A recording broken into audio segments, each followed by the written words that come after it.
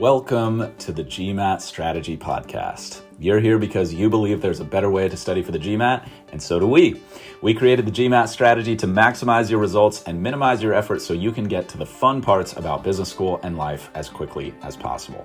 My name is Isaac Puglia, and I've been teaching GMAT classes and tutoring privately for the GMAT for almost a decade, and I've achieved a 99th percentile score on the GMAT and helped thousands of students get into the business schools of their choice.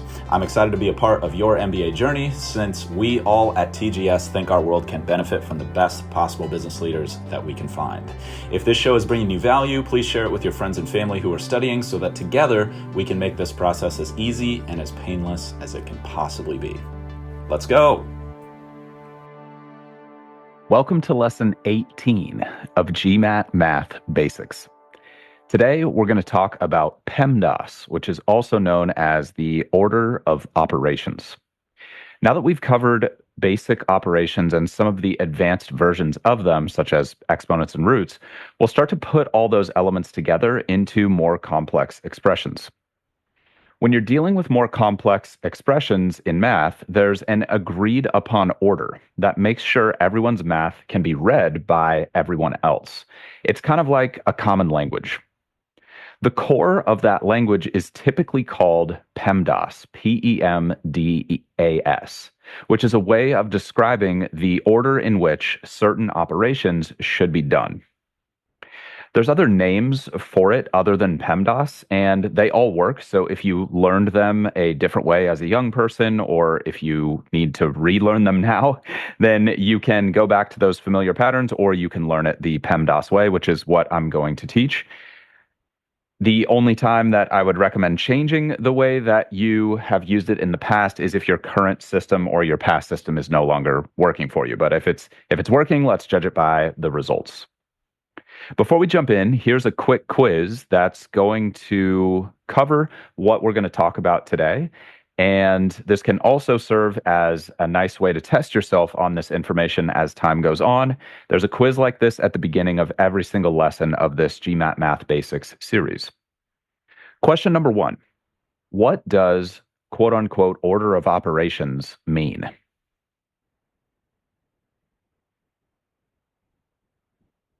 Question 2. What does PEMDAS stand for?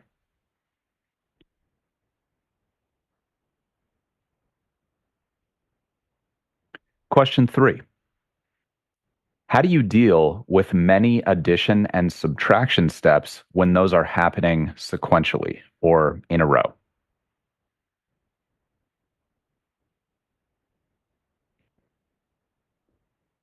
Question 4.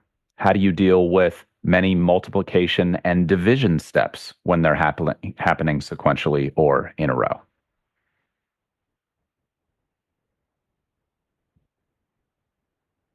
Question 5. How do you deal with negative signs inside versus outside parentheses?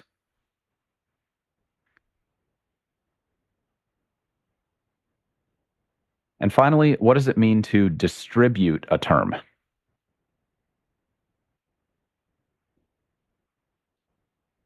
Here we go. Question 1, what does order of operations mean? Order of operations means when there are many operations to do. And by operations, I mean multiplication, division, addition, subtraction, exponents, things like that. When there are many operations to do, in what order should they be done? This becomes clear with a couple examples, so let's jump right into one. Let's say we've got the example of 6 plus 3 times 5. 6 plus 3 times 5. There are a couple ways that we could do these operations. I think what's most logical for most people is to simply go from left to right. But if we did that, we would end up doing 6 plus 3 first, which would yield 9, and then we would multiply the result of that times 5, which would give us 45. So 6 plus 3 times 5 would give us 6 plus 3, which is 9. We multiply 9 times 5, we get 45 as the result. But that is totally incorrect. That is not right at all. So we actually need to multiply 3 times 5 first. We need to multiply 3 times 5 first, even though we're not just going from left to right in a sort of naturally logical sequence the way you would read words from left to right. It's not that simple. So we have to multiply 3 times 5 first to yield 15. And then after that, we add the 6 to make 21. Why does that matter? Well, let's just suspend the rules for a second and imagine that both of those situations are theoretically possible and that there's no agreed upon order of operations and that there isn't a rule out there that says you must multiply before you add. That could create a lot of confusion. Consider a real world example. Might make this make a little bit more sense. Let's say you're going to throw a party, like a wine tasting party, and you have 3 cases of wine, each with 5 bottles in the case. So that would mean like 15 total bottles of wine, 3 cases of wine, 5 bottles each. Your friend is also going to bring 6 bottles over that she has. If another friend texts you and says, "Hey, how many bottles of wine will we have at the party?" And then you text back 6 plus 3 times 5, and let's just pretend that you would actually text it that way for a second. And those people don't know PEMDAS, they don't know the order of operations, they might think that you have 45 bottles of wine, when in reality, you might have only 21. Now, at a party, that is probably not the end of the world, but what if the text exchange is about team members for a certain client on site? That's pivotal for your business, or the number of rounds of funding you'll need to fully capitalize your startup. Those are high stakes situations, and every number and every operation counts. So why do we have order of operations? That's a good example. If we add before we multiply, then we're actually going to end up multiplying something that's too big because we're not just adding 6 bottles of wine one time if we add the 6 to the 3 first. If we add the 6 to the 3 first, now we're multiplying 6 by 5 and also multiplying the 3 by 5. And that's why we got a number that was way bigger than the bottles that we actually had. Multiplying things is super powerful. There are times when you might want to add first and then multiply, and there are tools for making that happen, but you want to make sure that those tools are crystal clear to anyone who's trying to interpret your mathematical calculations.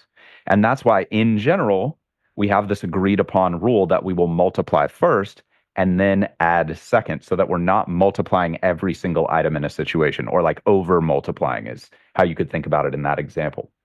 So hopefully that's a reasonable illustration of why we care about the order of operations. If we don't have an agreed upon order to do mathematical operations, then we can wind up having grossly different results for the same set of calculations between people, which perhaps obviously creates a lot of friction, and that's not desirable. It's not a desirable situation at all.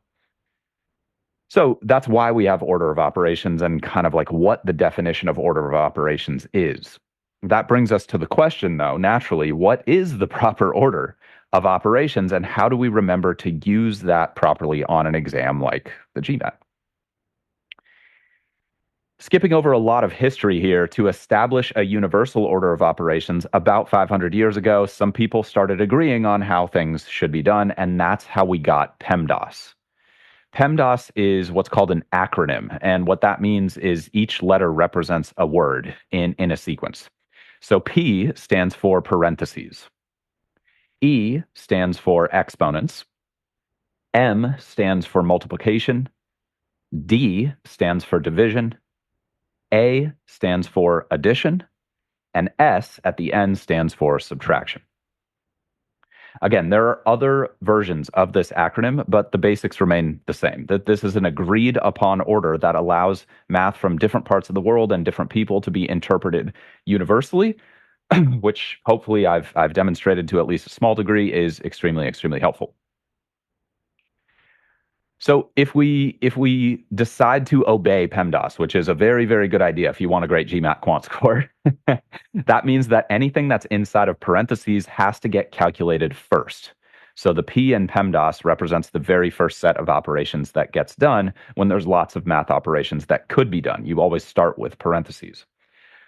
Then anything to an exponent, which is the E in PEMDAS, or a root.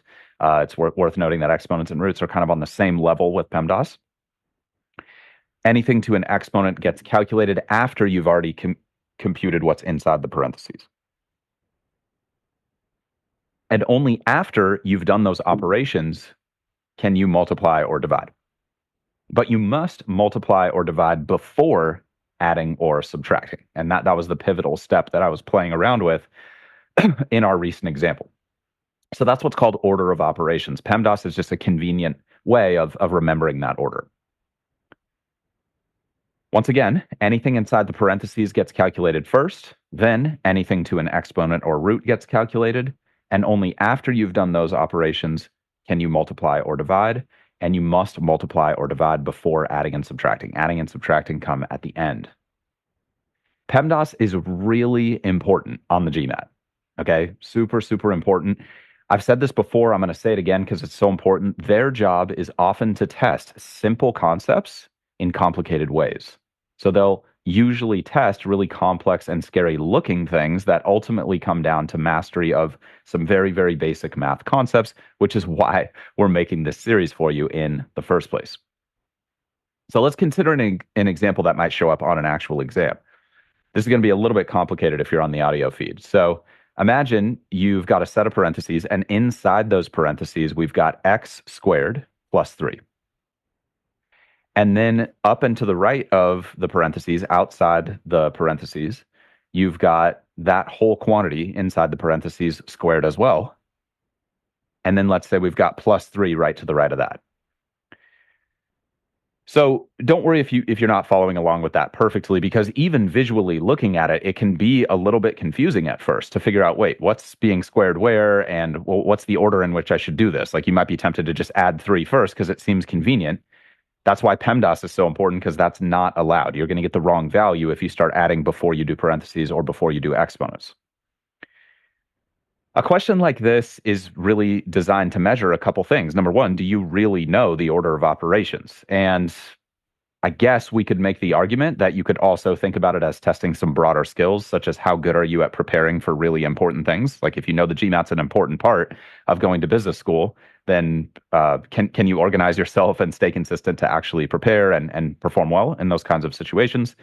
And arguably a host of other valuable skills, such as problem solving under pressure, all of which could theoretically be helpful as a business leader, which I guess is like a broad catch-all term for what most of us are chasing with an MBA in the first place. So I don't want to go like too macro with this. Let's stay focused on just like the core skills of like, okay, they're testing me on PEMDAS. Let's just keep it simple for the purposes of this discussion. And I also don't want to scare you, but like that's not even that bad, that example I gave you in terms of stuff that they could show you on the GMAT quant section. And things can get way more intense and way more complicated during the actual test. But hopefully what will help is understanding that ultimately a question like this just comes back to PEMDAS, which is what we're talking about right now. There are other skills involved in getting complex questions right, like this one consistently, but without PEMDAS, we are like almost certainly going to be wrong no matter what else we do well. So again, that's why we're starting with these basics. So I don't want to say PEMDAS is the only skill that you need to get a question like that right during the GMAT, but it's an absolutely crucial skill.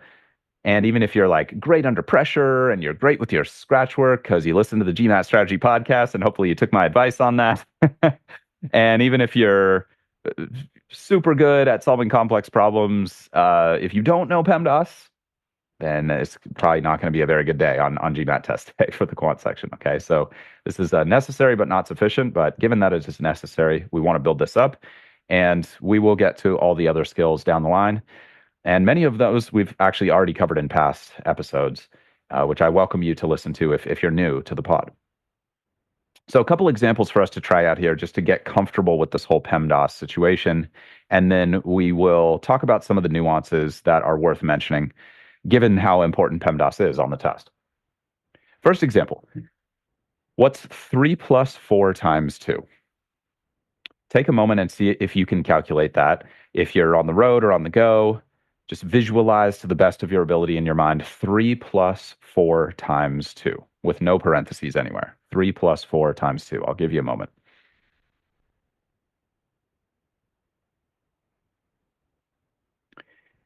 You might be tempted to add 3 to 4 first because it's logical to do this like left to right type of operating. But that violates PEMDAS. Multiplication comes before addition and subtraction. And so the first correct operation to do here is 4 times 2, which equals 8.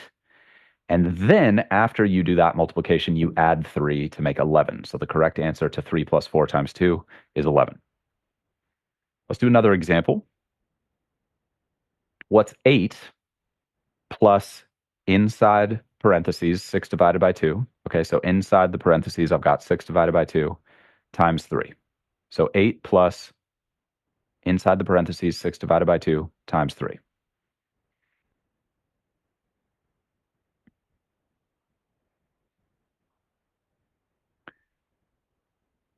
So we have to do what's in parentheses first. So we'll end up doing 6 divided by 2 first, which equals 3. Then we have to multiply before we can add.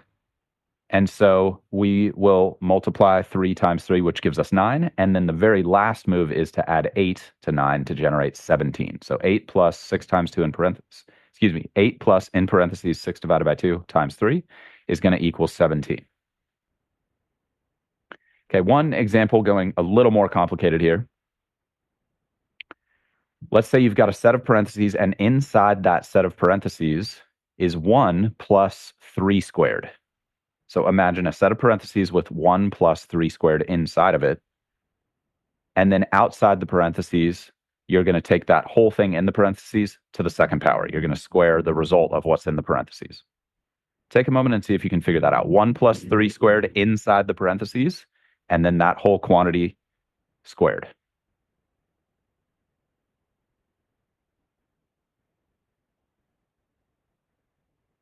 We do the parentheses first. But inside of the parentheses, we still obey order of operations. So if you have some addition and some exponents to do inside a set of parentheses, the exponents will still come first. So PEMDAS operates within a set of parentheses, just like it operates outside the set of parentheses. So don't add 1 plus 3 first and then square it. That's going to be too big. We do the exponent first, so 3 squared is 9. And then we add 1 to that to make 10. So now we're done with everything inside the parentheses.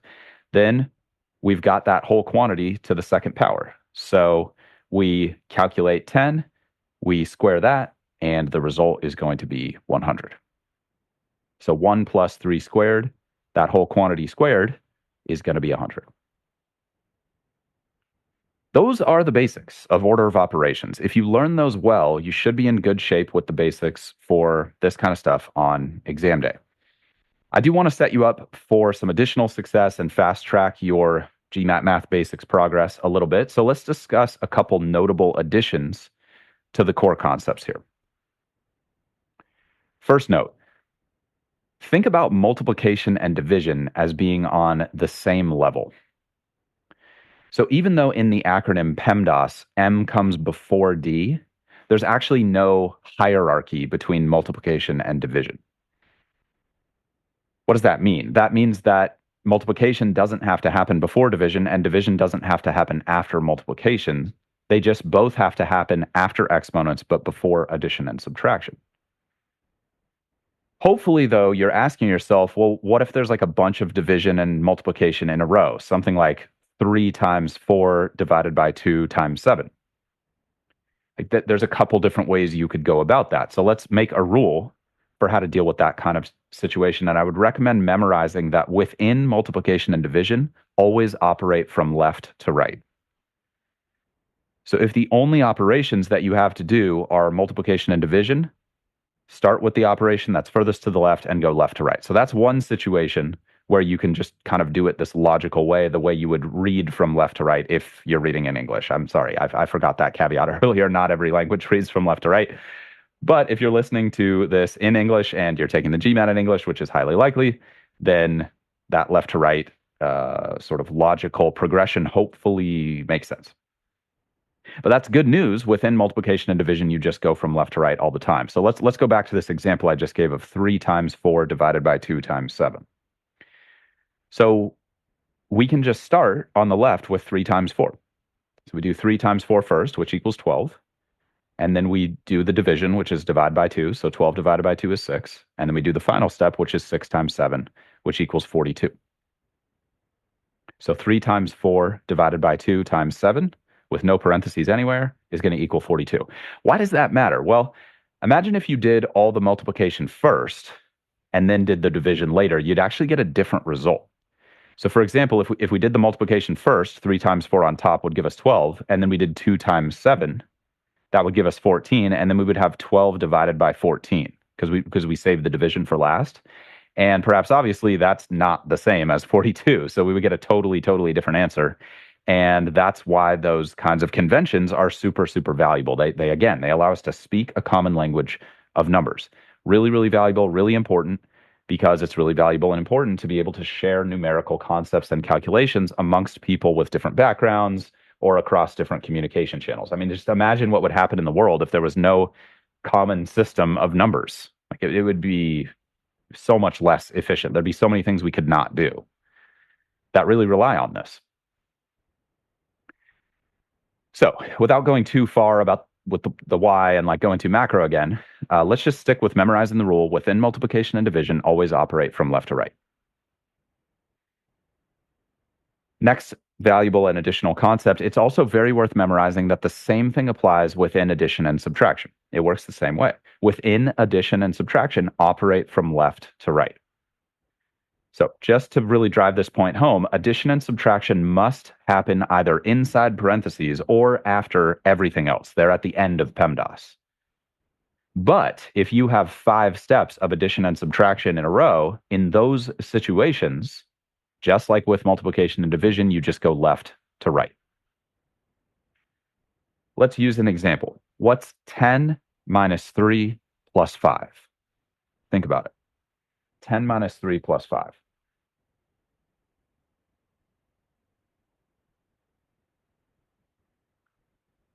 If you do 3 plus 5 first, and you started with the addition and saved the subtraction for the end, you would get 3 times 5 equals 8, and then you would do 10 minus 8, which would yield 2, but that's incorrect. Instead, we do the leftmost operation first, which is 10 minus 3. That gives us 7, and then we add 5 to that to get 12. All right, so the correct result of 10 minus 3 plus 5 is 12.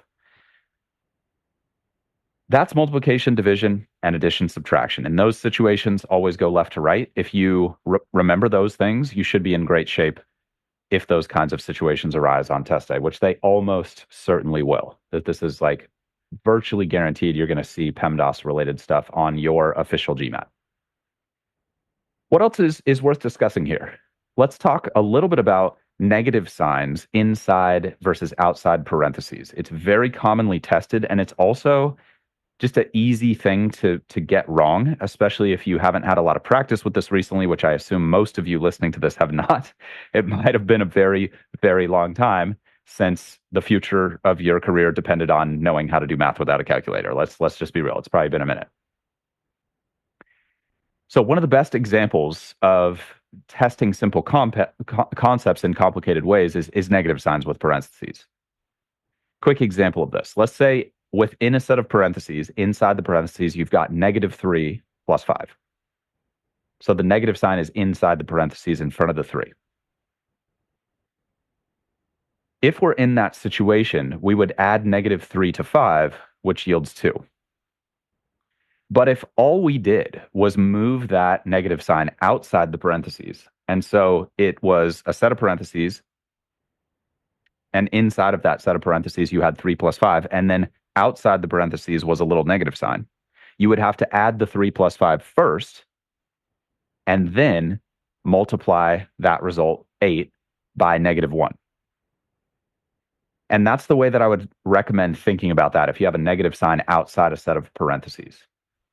Think about the negative sign outside the parentheses as multiplying by -1. It'll really help with sticking to PEMDAS because multiplication comes after parentheses. Now, if you don't need like a tool for remembering that and it's already intuitive for you, which it will be for a lot of you and won't be for a lot of you, that's totally fine. You don't have to change the way you're thinking about this if you're getting good results, like I said at the top of the lesson. But if it's been a while and you're like, wait a minute, how do negative signs and parentheses work again? Just remember that a negative sign outside the parentheses, you want to think about that as multiplying by -1. So again, in this case, we would get 3 plus 5 inside the parentheses. We have to do that first because P is first in PEMDAS. We get 8, and then we do the multiplication of -1, which is the M in PEMDAS, to get -8 overall. There's a big difference between -8 and 2, and hopefully that can help you see why this sort of like additional point of PEMDAS really, really matters. Again, if we think more macro, maybe the exam is testing your attention to detail or your attention to detail under pressure. We don't need to like go speculate on that. It's enough to know that they're testing you on this basic skill and that there's probably a great deal on the line for you with this. So you might as well just learn it, memorize it, and practice it enough to be confident with it on test day. That's the point of our discussion today. One final time, and sorry if I'm repeating this too much. I just want to really drive this home if you're on the audio feed so that you remember it and that it sticks and that it's available for you when you need it.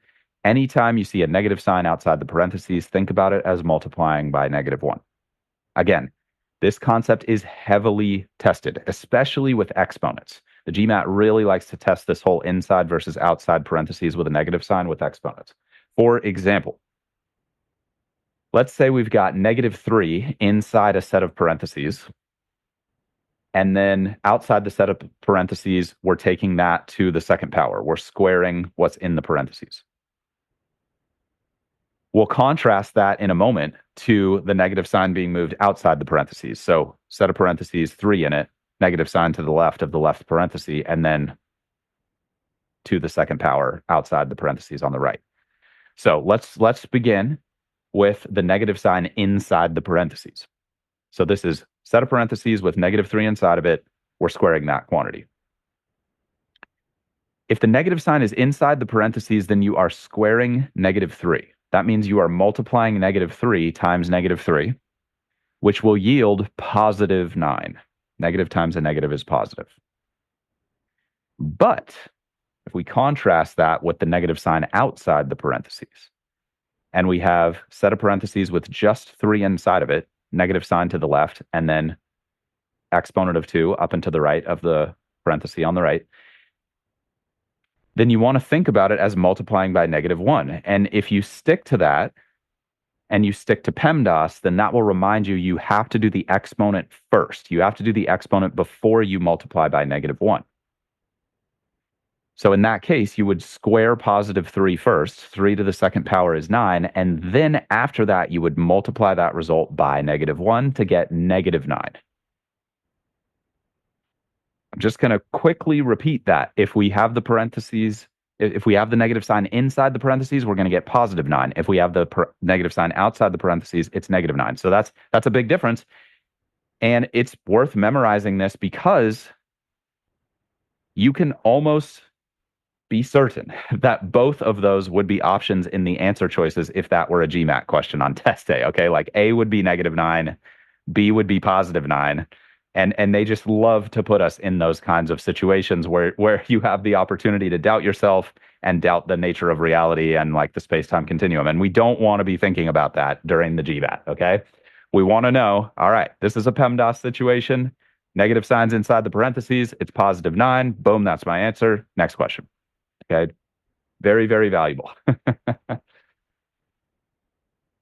And that's why I'm trying to drill it home for you. I promise I'm doing this with the most pure intentions for you to be as successful as possible, as fast as possible, like I hopefully repeat at the beginning of every single one of these episodes. Okay, one last idea that's related to PEMDAS that's worth exploring, which is the idea of distributing. Consider the example of a set of parentheses with 4 + 5 inside of it. Imagine that, set of parentheses with 4 + 5 inside of it. And then we're multiplying that whole thing times 3. So 3 is outside the parentheses. In this case, of course, you can just use PEMDAS and add 4 + 5 first, and then multiply by 3. And that's generally a good way to go. But sometimes you might want to handle that differently. For example, what if we change it to inside the parentheses is a variable x + 5, and then outside the parentheses, we're multiplying by 3. We'll talk more about variables soon, but for now, it's just worth saying that we wouldn't be able to add x + 5 first. Like we just would not be able to do that unless we have a lot more information in the problem. And so we might want to change the way that expression looks to make it a little bit easier to deal with. And we'll get deep into this when we talk about algebra in the coming weeks. But let's just start with this assumption that x + 5 can't be added. And so you're like, well, what could I do there? If it's 3 times x + 5 in the parentheses, am I just stuck with that? And the answer is no. So what you can do is called distributing. And what we do is we distribute the 3 that's outside the parentheses to each term inside the parentheses.